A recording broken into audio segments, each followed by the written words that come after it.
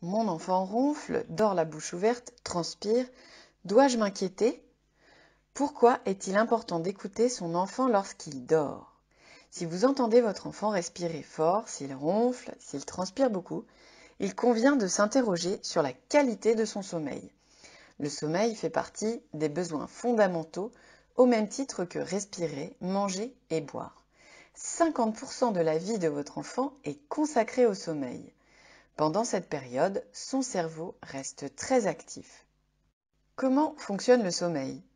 Au cours de la nuit, à chaque phase de sommeil, la température, la respiration, les activités cérébrales, cardiaques et musculaires, ainsi que la production d'hormones varient.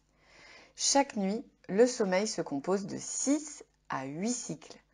Chaque cycle se divise en 3 phases. Le sommeil lent, composé du sommeil lent léger, du sommeil lent profond.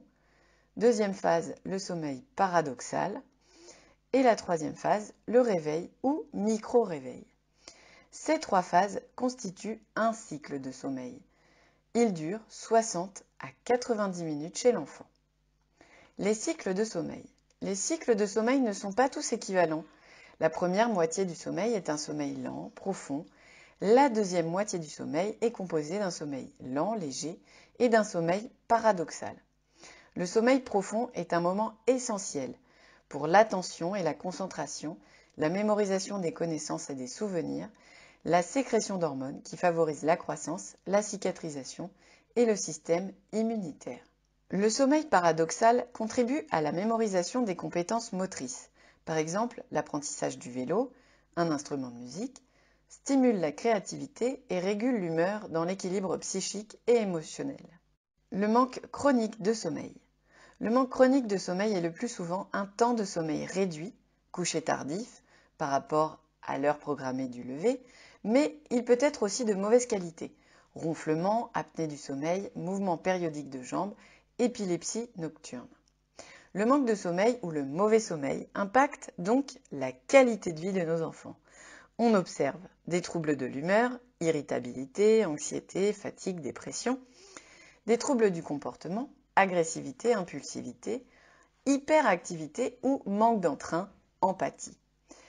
Troubles cognitifs, des troubles attentionnels, difficultés de planification, troubles de vigilance, endormissement en classe, durant les devoirs, aggravation des pathologies chroniques, augmentation de la fréquence des crises d'asthme, des crises de migraine, déstabilisation de l'équilibre glycémique, majoration des difficultés scolaires des enfants 10 et des TDAH, troubles d'attention et d'hyperactivité, mais également surpoids et syndrome métabolique.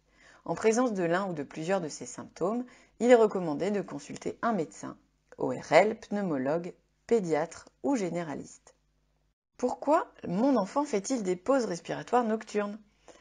L'apnée du sommeil, aussi appelée syndrome d'apnée hypopnée-obstrusive du sommeil, SAHOS, se caractérise par des blocages d'air, apnée, ou de réduction de la respiration, hypopnée, pendant le sommeil. Ces blocages respiratoires durent plusieurs secondes. Ils se produisent au moins une fois par heure de sommeil et peuvent se répéter plusieurs fois par nuit. Pendant le sommeil, tous les muscles du corps, la langue et les muscles de la gorge en particulier se détendent. La langue et la mâchoire reculent, réduisant ainsi les voies respiratoires. La langue bloque alors le passage de l'air. De la même manière, si l'enfant présente des amygdales ou des végétations volumineuses, un frein de langue trop court ou des allergies, les voies aériennes supérieures seront encore plus réduites. Cette réduction ou interruption de la ventilation pendant le sommeil provoque un manque en oxygène dans le corps et le cerveau. Le manque d'oxygène dans le sang diminue alors considérablement et le cœur doit alors travailler plus afin de compenser ce déséquilibre. Le cerveau réagit et provoque un réveil pour déclencher une reprise de la respiration.